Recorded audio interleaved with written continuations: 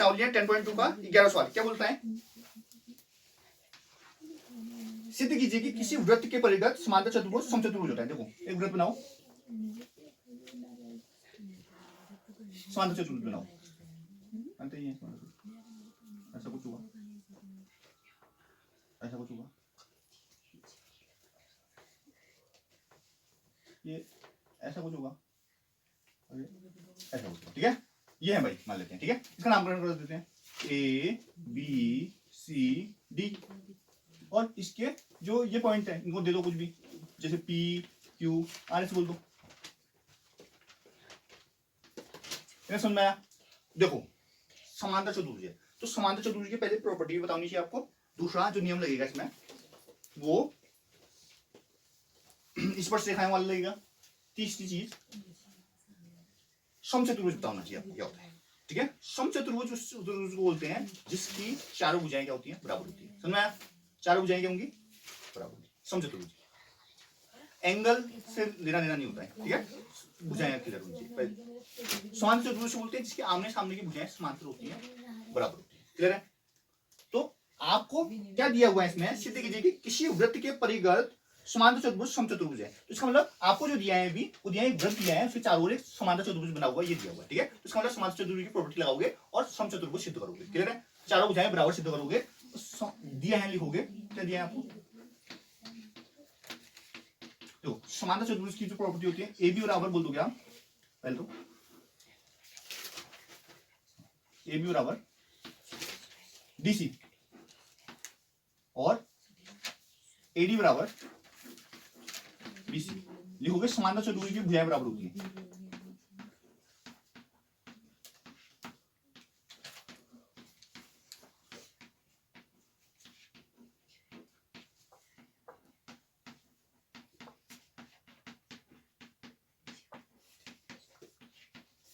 ठीक है, अब क्या करोगे? नियम लगाओगे वृत्त की, है ना, वृत्त के बाह्य बिंदु से किसी की स्पर्शरेखा बराबर होती है, ठीक है। तो आप क्या बोल दोगे? यहां पर देखो डीपी बराबर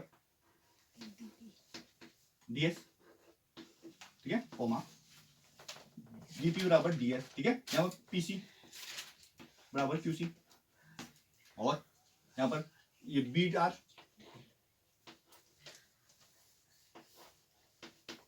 बराबर बी क्यू, और यहां पर ए आर बराबर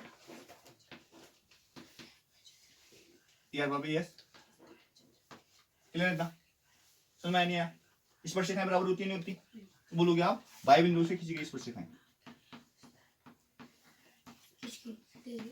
बिंदु से वृत्त पर खींची गई स्पर्शरेखा।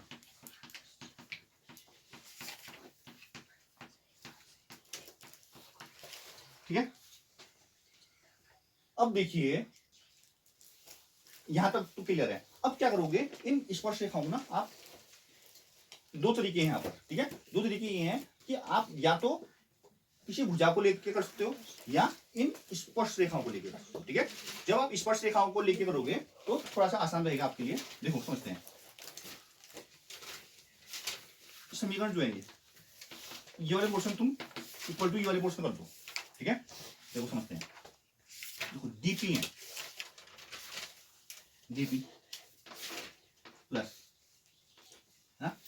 डीपी ले लिया, प्लस क्या ले लिया? पीसी, पीसी क्या है? ये वाला बोला, ठीक है, ठीक है। पीसी लो plus B R plus A R, ये सारे ले लिए, ये प्लस ये प्लस ये प्लस ये इक्वल टू ये प्लस ये प्लस ये प्लस ये बोल सकते हैं। तो DS plus QC plus BQ plus as. समझ में नहीं आया?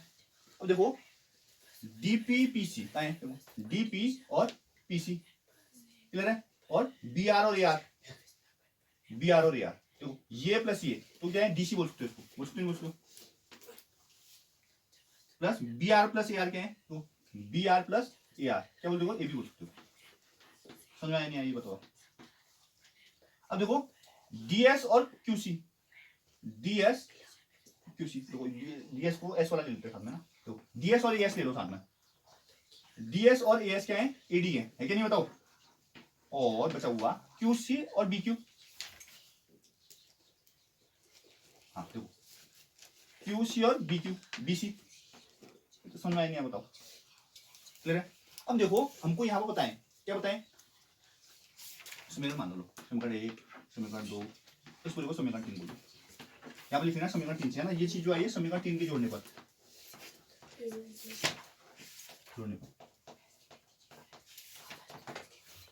अब जो हम समीकरण 1 और 2 का यूज करेंगे, तो देखो डीसी को क्या लिखते हैं अपन, डीसी को देखो ए बी लिखते हैं, डीसी को ए बी लिखते हैं, तो यहाँ पर डीसी की जगह में ए बी पढ़ो और ए बी को ऐसे रहने दो, ए बी मतलब ये, ठीक है। अब एडी और बीसी, देखो एडी और बीसी बराबर है, तो किसी एक को ले लो, एडी की जगह बीसी रख लो, क्यों, समीकरण 1 व 2 से।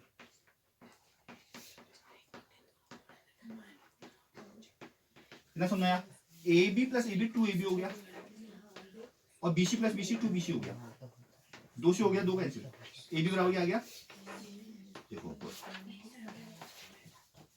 ए बी और बी सी, ये और ये दोनों बराबर आ गए, समझ में आया। अब मेरा लॉजिक समझो, हमको ए बी और डी सी बराबर दिया है, ए बी और डी सी बराबर दिया है, एडी और बीसी बराबर दिया है, एडी और बीसी बराबर दिया है, समझ लो। अब देखो गौर से, हमने सीधे कहा है ए बी और बीसी बराबर है, ए बी और बीसी बराबर, तो ए बी बराबर बीसी हमने सीधे किया है।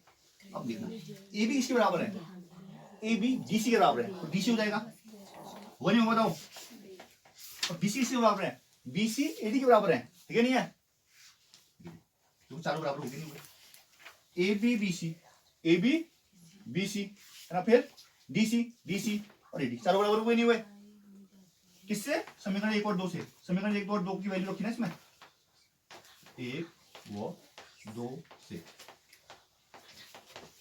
इसलिए क्या बोल दोगे लास्ट में, इसलिए किसी वृत्त के परिगत समांतर चतुर्भुज समतल चतुर्भुज होता है, खत्म।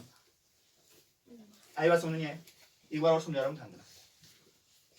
सवाल था किसी वृत्त के परिगत समांतर चतुर्भुज समचतुर्भुज होता है, परिगत मतलब चारों ओर, क्लियर है। तो हमने वृत्त खींचा, उसके चारों ओर एक चतुर्भुज बना दिया है ना, समचतुर्भुज है भैया, इसका नामकरण किया, इसके जहां पर ये स्पर्श कर रहे हैं स्पर्श बिंदु के नाम भी रखे, ठीक है। फिर हमने क्या किया, हमको समांतर चतुर्भुज दिया है, समांतर चतुर्भुज क्या होता है, आमने सामने की भुजाएं बराबर होती है ना, तो ए बी बराबर डी सी और ए डी बराबर बी सी, क्लियर है। फिर हमको पता है कि बाह्य बिंदु से वृत्त पर खींची गई स्पर्शरेखा की लंबाई बराबर होती है, तो हमने बोल दिया जैसे कि ए आर बराबर ए एस, डी एस बराबर डी पी, पी सी बराबर सी क्यू, बी आर बराबर बी क्यू, क्लियर है। फिर हमने ये जो समीकरण है वो जोड़ दिया, इनका मतलब राइट हैंड जोड़ दिए सारे, ये प्लस ये प्लस ये प्लस ये इक्वल टू ये प्लस ये प्लस ये प्लस ये, कर सकते नहीं कर सकते, तो बराबर है। फिर हमने दो को जोड़ के जैसे ये प्लस ये बराबर ये पूरा लिख दिया, ऐसा करके क्लियर कर दिया। फिर चूंकि हमको समीकरण 1 और 2 बताएं, ए बी को डीसी और एडी को बीसी रख सकते हैं, तो वो वैल्यू रखने पर हमारा ए बी और बीसी बराबर आ गया, ए बी और बीसी ये दोनों बराबर आ गए। फिर हमको बताएं कि ए बी जो है वो डीसी के बराबर है, तो ए बी बराबर बीसी था तो उसके बराबर डीसी कर दिया, क्योंकि ए बी डीसी के बराबर है, और बीसी ए डी के बराबर है तो इक्वल टू एडी भी कर दिया, इसका मतलब चारों बराबर हो गए हैं, चारों बराबर हो गए, तो ये क्या हो गया, जिन चतुर्भुज की चारों भुजाएं बराबर होती हैं वो समचतुर्भुज होते हैं, तो ये क्या हो गया, समचतुर्भुज हमने प्रूव कर दिया। समझ में आया नहीं आया?